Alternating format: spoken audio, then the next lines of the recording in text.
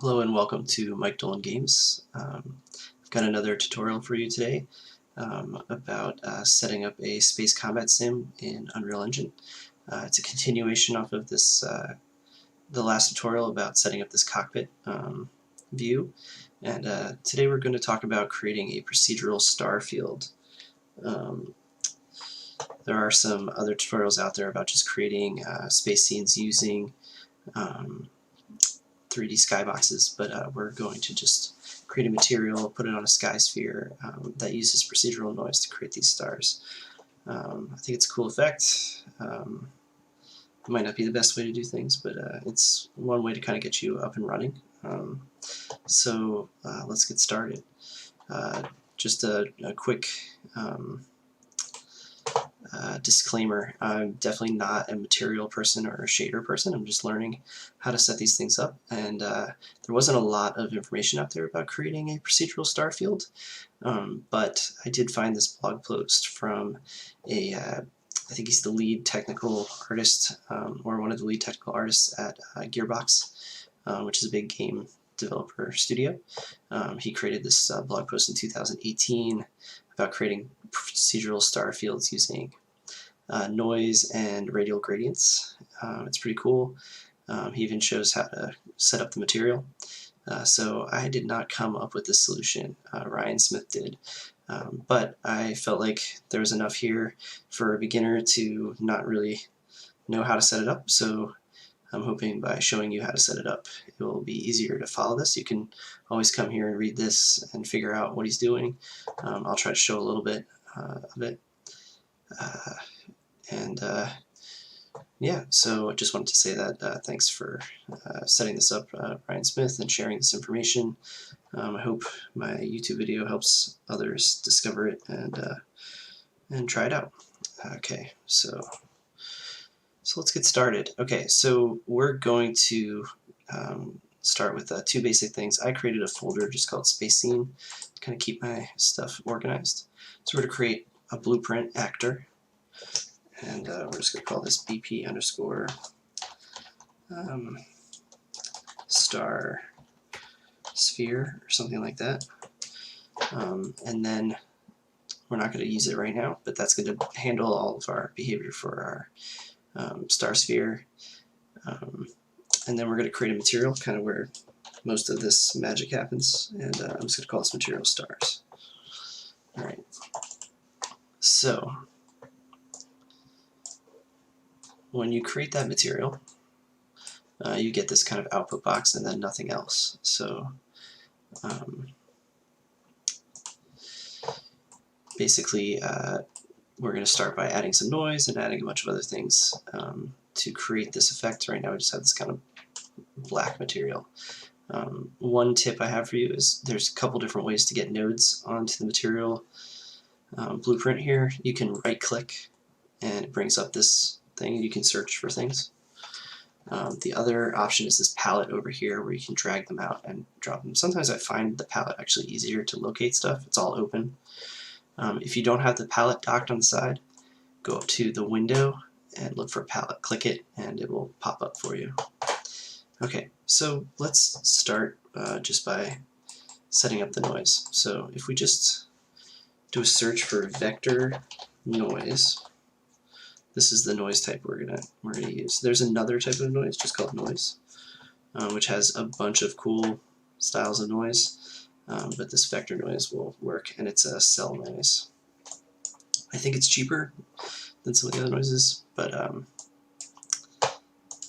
and I think we can change it to a bunch of other things too. But anyway, so we're going to set this up, and I'm just going to drag it onto the emissive color right now, so you can kind of see what it looks like. It looks kind of like old TV static, and it's pretty cool. Right now I can't expand it. With the regular noise you can actually increase the size of the noise and stuff like that, but with this type you can't. You have to do something else. So of course we're not going to actually have this noise go directly into the emissive. We're going to do a lot of other stuff with it. So the first thing we're going to do actually is we're going to sample the local position. Think of it as kind of like a seed, a random seed. So So if you type in local, you'll see local position here. We're going to grab that. So if you move this around the map, it will actually kind of change. If you leave it stable, it shouldn't change at all. And then we're going to drag off that and do a multiply. And then we're going to, yeah, I'll put this here. Okay. And so the other thing we're going to do is we're going to create a grid size. So this kind of helps affect the size of the noise particles and things like that, and also separates it so that we can use the gradients to kind of create these spots or dots in the noise. To do that, we're going to need something called a scalar parameter. So there's a couple different parameters that you can find in this, but we're going to use a scalar, and a scalar is essentially just a number, and you can actually set like a default value, and then you can have a slider to have like a limit. And scalar parameters means you can modify them like from a blueprint. So if you wanted to really make this procedural, you could do that. So I'm going to call this the grid scalar. I'm going to plug it into my multiply. And I have a value of 4 for mine, so you just set the default value.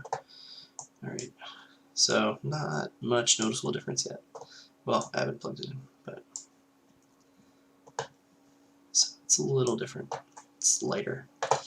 Okay, so once we have this sampling the local position and using the grid scalar, I think the next piece we're going to do is we're going to sign the noise and create this kind of,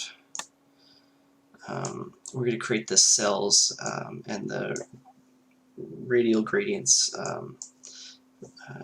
that he was talking about to create the stars. So let's start with that. So we're actually going to drag off this multiply. We're going to create another branch here. We're going to take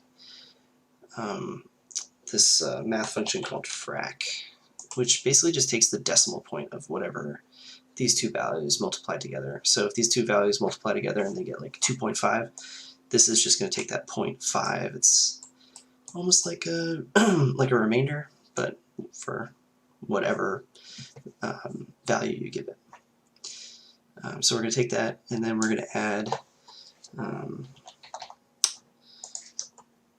negative 0.5, and this just basically kind of centers the origin of the cell that we're using. So that's why we're going to be subtracting by negative 0.5 in a couple places. So we do that, and then we're going to get a distance.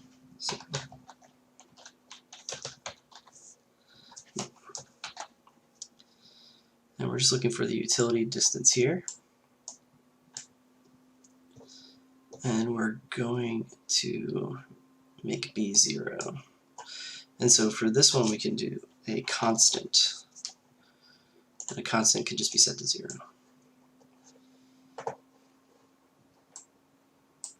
Now, what I understand is scalars you can modify later, but the constants are going to remain only modifiable inside this material, not in like a blueprint or an instance or whatever. Now we're going to divide, and we're going to divide by something that we don't have yet, so I'll just type it out here. Okay, and we'll pull this out like that. Alright, so we have frac, add negative 0.5, get that result, put it in the distance, combine that with this 0 constant, and then divide by something. Okay. Now, what are we going to divide by? Well, now we're going to actually manipulate this noise here. So I'm going to press Alt, and I'm going to click on this thing to disconnect it. And then I'm going to do the same adding offset that I did up above. So I'm going to do the add. And for the B constant, I'm going to put -0.5. So just like above here. And then I'm going to do a multiply.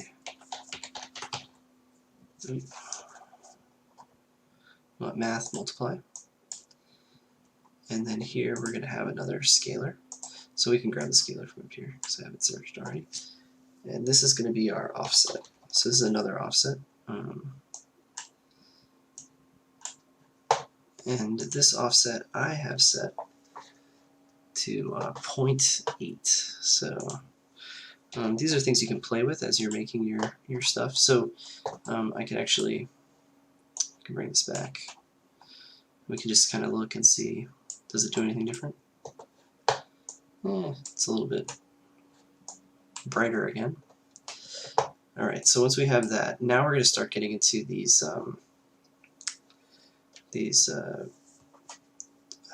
the radial gradients. So this up here is actually the radial gradient that we're creating.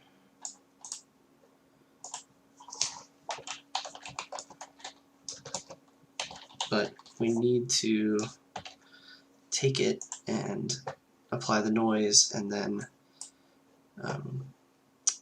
only pull out like little bits to make the stars, kind of reducing the noise down to points. So to do that, I'm going to press Alt again, break that.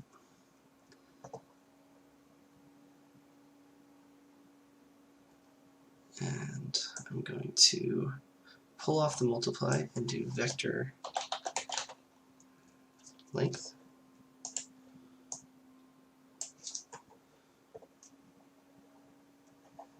I'm just going to double check something on my research here. Okay, yeah, I do have kind of a weird thing in mind. So you want to make this hit this one and break that one.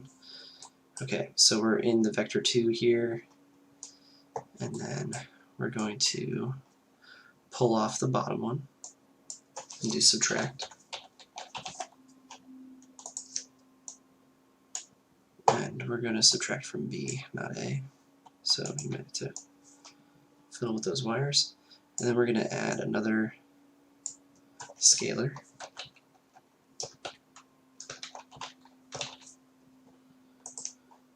And this one is going to be radius. So this is another one you could play with.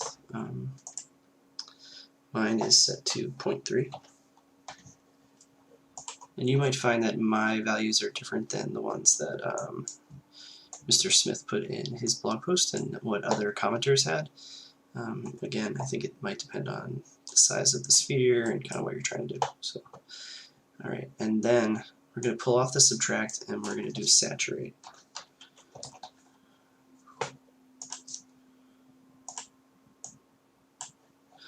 One cool thing is you can kind of see with some of these, well, that's not going to do anything, but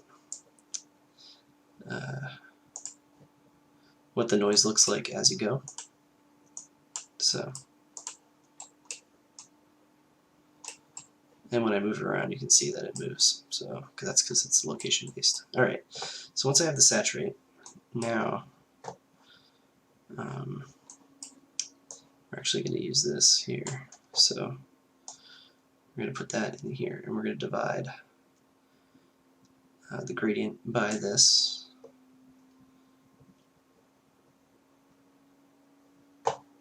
And we'll see what happens. Oh, it's just red. Okay. I don't know if that's what it does. Let's see. So we're starting to get a little bit of a... At least it's black and white now. Okay. We're not quite done yet. So now the final piece that makes it look like stars is this. We're going to invert these values here. So I'm going to alt this again. Alright, so we're going to take this and we're just going to type in 1 minus x. And this is the 1 minus thing. So this is, and we're going to saturate again. This is all to invert the noise, and it's going to basically make kind of a star pattern. So, and then we're going to multiply.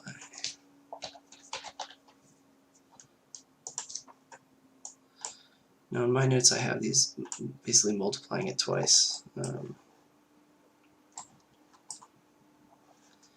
And then if we put this in the emissive color,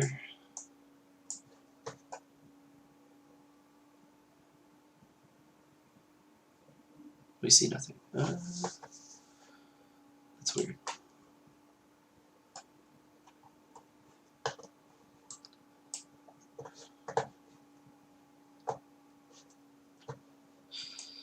Okay, and there might be one other piece that we can do to make this a little bit better. So let's do another multiply, and we're going to have a another scalar, and we're going to call this brightness. All right, and brightness I have set to 3.5, so let's try that. Okay, and we're going to take this multiply, we're going to multiply it here, and then we're going to put it in the emissive. All right, and I think there's one other thing. We're experiencing this, it's kind of being weird. And I think the issue might be that we have a lit setup here. We need to do that. We need to set it to two-sided.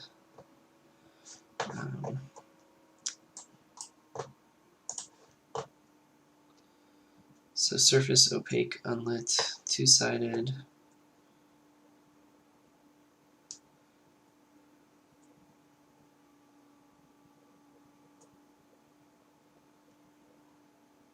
There are some other things that you can do with the blueprint. Okay, well, this should be working. So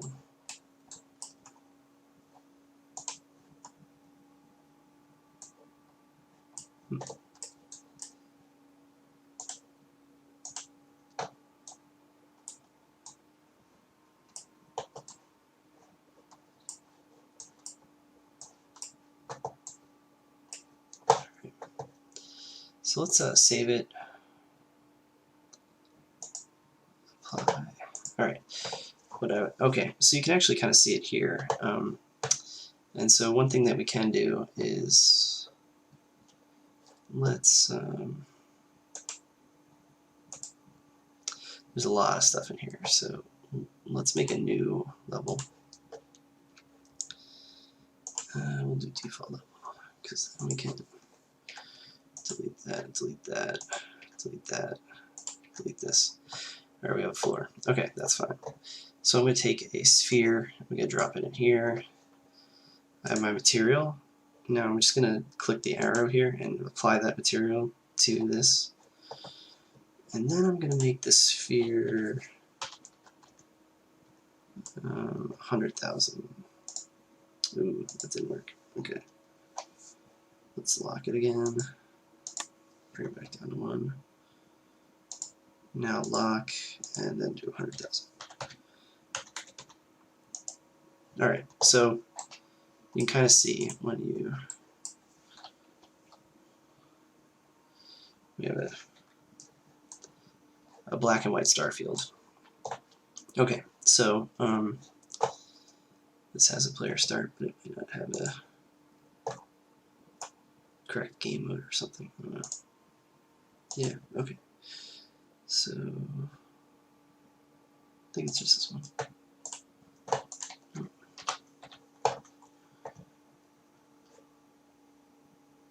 Yeah, why didn't that work?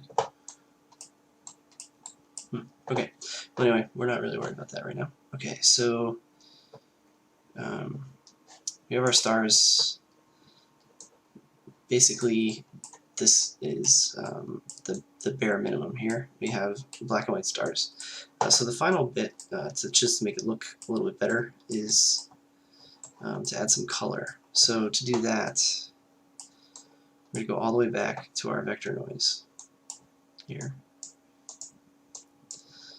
And we are going to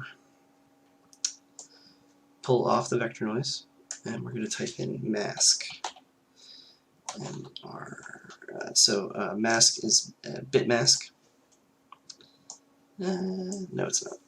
Okay, so let's type it in the palette, actually. So if we type in mask here, we are looking for the math mask. Is there not a math mask?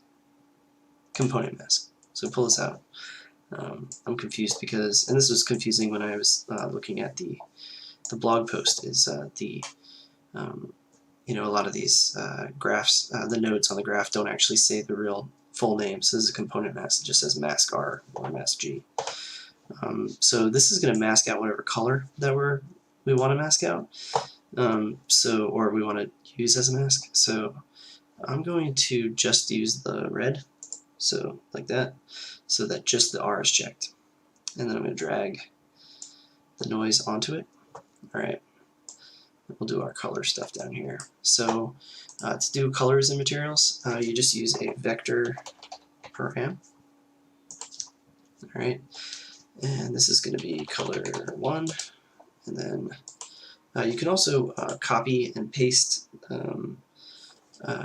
nodes in here just like you would in Blueprint. So if you just do Control W, you can duplicate. All right. So now I have color 1 and I have color 1, but I can rename color 1 to color 2 here. All right. And you can either double click on the color here, you can double click on the color here. It doesn't really matter. So I'm going to use the colors that are in the blog post. And this is just white. You can play around with this. You can make them orange or red or whatever you want. And then from here we're going to do a lerp. And this will just allow us to kind of fade between the different... Which lerp do we want? I think it's just linear interpolate. Yeah. Okay. So this will just give some variation to the colors. So we're going to do A, do B, and then the mask goes in the alpha. Okay. And then once we have this, where we multiplied for brightness,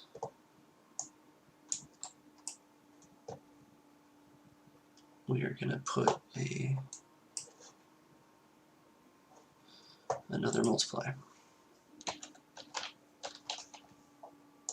here, and we will bring this one up. We'll take this one, put it here, and then we'll put this one here. Okay, so let's tidy that a little bit. Ooh.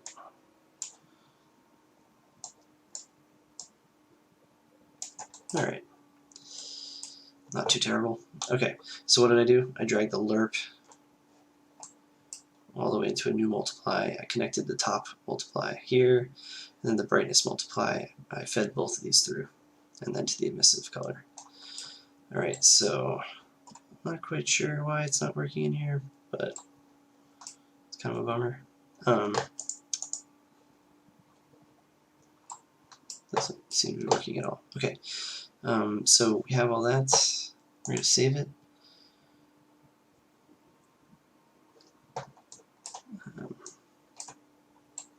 I can go over this a little bit just so you can see it. If you missed a step,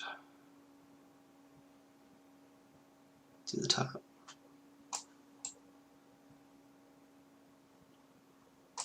Then vector noise, color stuff here. Alright, so we've saved it. We're here in our scene. We have our star material, we have our star sphere, and we have this sphere here. So I'm going to convert this to a static mesh because we have it the right size that we want it, basically, I think. I think if I just do this, it will kind of bake it in. And we'll drop it in our space scene. We'll just call it SM star sphere. You can also just do this inside the blueprint itself, but this works as well. So, okay, so now you have your blueprint. So I just clicked into the blueprint, the BP star sphere. Right now we just have a default root. We're just going to add a static mesh, call it sphere, And I think I have it, I don't have it selected. So select your static mesh if you made one. If not, you can just add a sphere here, I guess. So we have it. That's our star sphere. Okay. Once we have that, compile and save. Go back out here. We're going to delete our sphere. We're going to put in our blueprint. Oh, it's miniature. Okay. So I'm going to set this to 0, 0. And I think I said it was 100,000. Alright, so now we're back. Okay. I'm just going to save my scene. Space. Okay. Alright.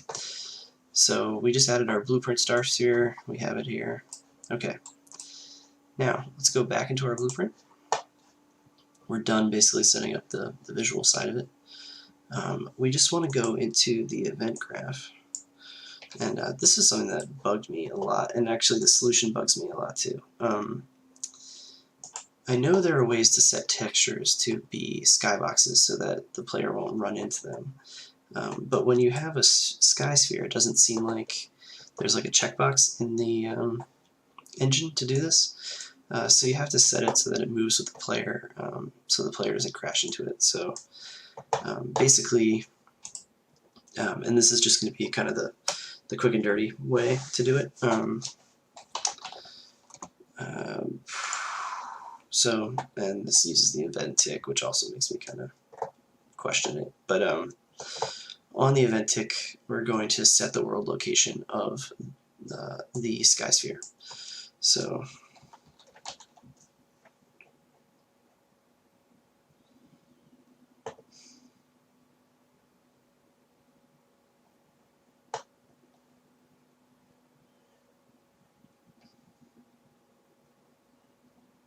yeah, I guess it's just okay.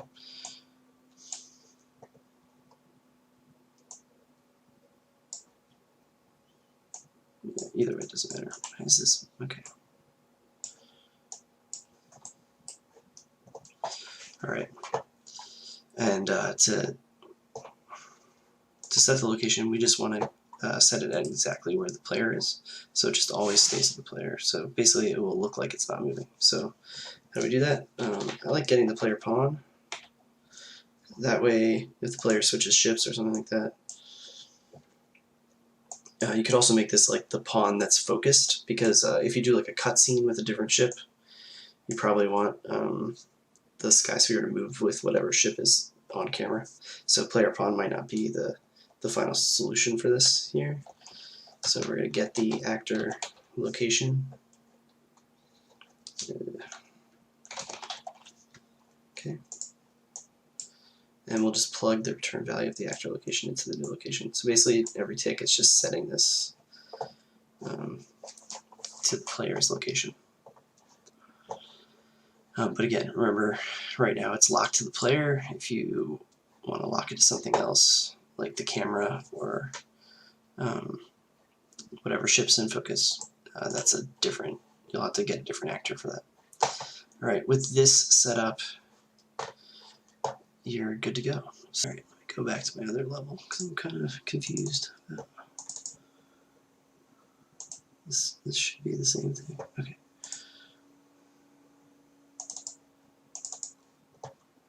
Sure.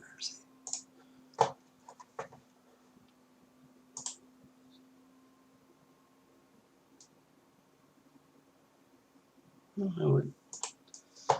Why it's messing up. But anyway, so we can quickly just get rid of everything in this one. I'm just not going to go through figuring out why the other scene's not working, but all right, I guess I'm going to leave the geometry in. Where is this? We can leave that and that. Sky sphere, delete. Okay, so now we have all that deleted. Go back here.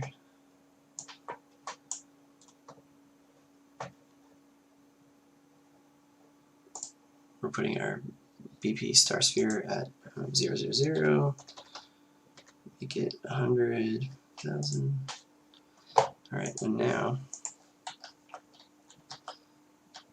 we have our stars.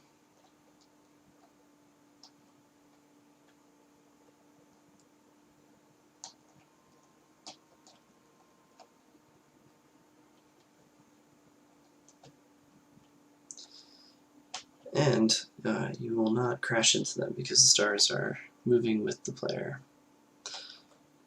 So that's good.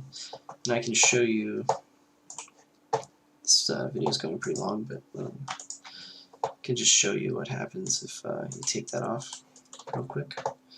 I'm going to make this 5,000. That's pretty small. But I think you'll get the idea. Okay, so the ship's a little dark, but so now I've turned off the ability to. You'll see that the stars look like they're getting closer. Yeah, we'll even make this 2,000. All right. So now you'll really see that the stars will be getting closer. You obviously don't want your player to hit the sky because these aren't fully realized stars. Yeah, and as you get closer, you can kind of see in some places the pattern. So that's something to look into for how to change it. But I think if you add more layers, it will look better. All right, so I just went through my star sphere. All right, so that's why we do this. Anyway, I hope you find this tutorial helpful, and the next thing we're going to start looking at is maybe adding some sort of procedural nebula to that scene as well. And then I also want to get into some more of the space game gameplay aspects and things like that, adding some guns to the ship, warping to different areas, things like that. So please like and subscribe, and thank you for watching.